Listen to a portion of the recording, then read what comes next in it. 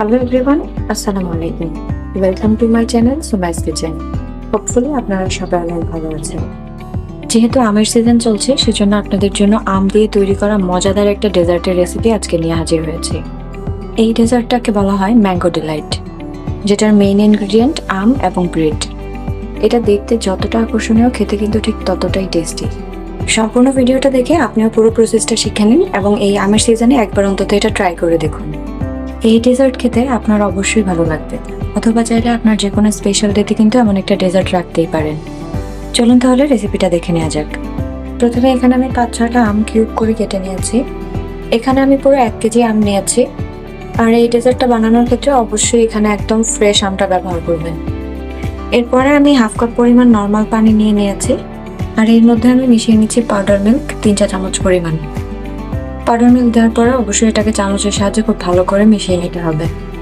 খুব ভালো করে মিশিয়ে নেবেন যেন কোনো দানা দানা থেকে না যায়। এবার আমি একটা ব্লেন্ডারে আমগুলো নিয়ে নিচ্ছি। প্রথমে আমি শুধু আমগুলোই আলাদা করে ব্লেন্ড করে নিব। আর যেহেতু এটা পাকা আম ব্লেন্ড করতে কিন্তু এখানে আলাদা করে পানি কোনো প্রয়োজন হয় না।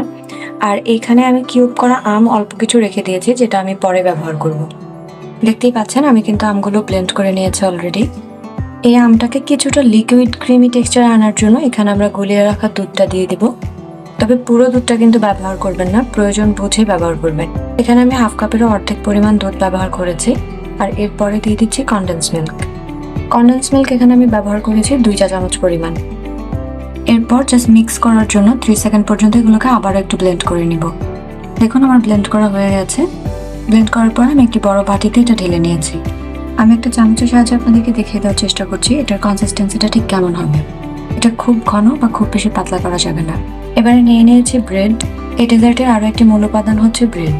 এখানে আমি 6টা ব্রেড নিয়ে নিয়েছি। প্রথমে একটা ছুরির সাহায্যে ব্রেডের সাইডের অংশগুলো কেটে বাদ দিয়ে নিতে হবে। দেখুন আমি চারপাশ থেকে সাইডের অংশটা ফেলে দিয়েছি। আর একই প্রসেসে আমি সবগুলো ব্রেডই রেডি করে নিব। আমি সবগুলো ব্রেড রেডি করে নিয়েছি। এরপরে আমি যে মিক্সচারটা আমি রেডি করেছিলাম এর মধ্যে এক এক করে আমি ব্রেড নিয়ে নিব। ব্রেড দেওয়ার পর একটা চামচের সাহায্যে এটাকে উল্টে পাল্টে সব দিকে খুব ভালো করে আমের মিক্সচারটা লাগিয়ে নিতে হবে। অবশ্যই খেয়াল করবেন যেন সব দিকেই খুব ভালো করে আমের মিক্সচারটা লেগে যায়। হোপফুলি আপনারা প্রসেসটা বুঝতে পেরেছেন। দেখুন আমার ব্রেডটা কিন্তু রেডি হয়ে গেছে। এবার আমি একটা বড় ডিশের মধ্যে এগুলো নিয়ে নিচ্ছি। সবগুলো ব্রেড কিন্তু আমি একই প্রসেসে রেডি করে নিচ্ছি। দেখতেই পাচ্ছেন আমি ব্রেডগুলোকে একটা লেয়ার করে নিয়েছি। আর আমের পরিমাণ বেশি হয় আমি এখানে আরো 2টা ব্রেড পরে অ্যাড করে নিয়েছি। এরপরে এখানে আমি 1 প্যাকেট হুইপ ক্রিম নিয়ে নিয়েছি। হুইপ ক্রিমটাকে এবার একটা ইলেকট্রিক বিটারের সাহায্যে খুব ভালো করে ফোম করে নিতে হবে।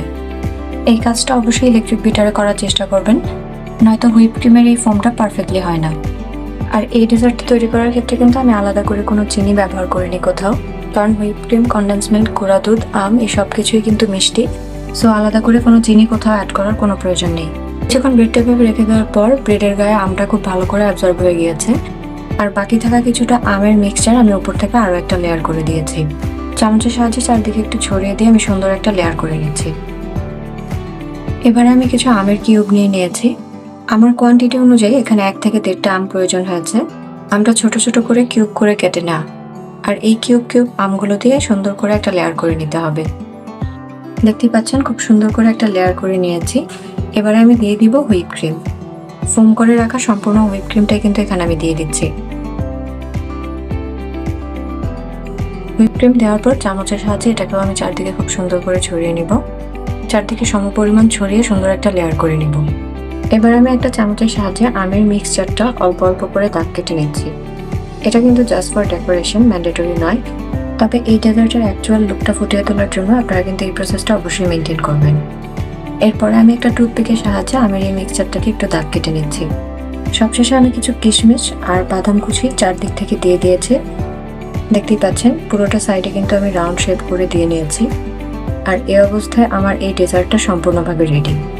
আপনারা চাইলে এটাকে এভাবেই সার্ভ করতে পারেন, অথবা চাইলে নর্মাল ফ্রিজে রেখে ঠান্ডা করেও খেতে পারেন। দেখতেই পাচ্ছেন এই ডেজার্টটা দেখতে কতটা গর্জিয়াস লাগছে। এই ডেজার্ট দেখেই যে কেউ এটার প্রেমে পড়ে যাবে, আর খেয়ে তো অবশ্যই এটার ফ্যান হবেই। এখানে ব্যবহার করা সবগুলো ইনগ্রিডিয়েন্টের কম্বিনেশনে এটার টেস্ট কিন্তু অসাধারণ হয়েছে। আমের সিজন শেষ হয়ে যাওয়ার আগে কিন্তু এই ম্যাঙ্গো ডিলাইট অবশ্যই একবার বাসায় ট্রাই করে দেখবেন। ছুরির সাহায্যে প্রয়োজন অনুযায়ী কেটে তারপর এটাকে সার্ভ করতে পারেন। আমি একটু আপনাদেরকে কেটে দেখিয়ে দেওয়ার চেষ্টা করছি।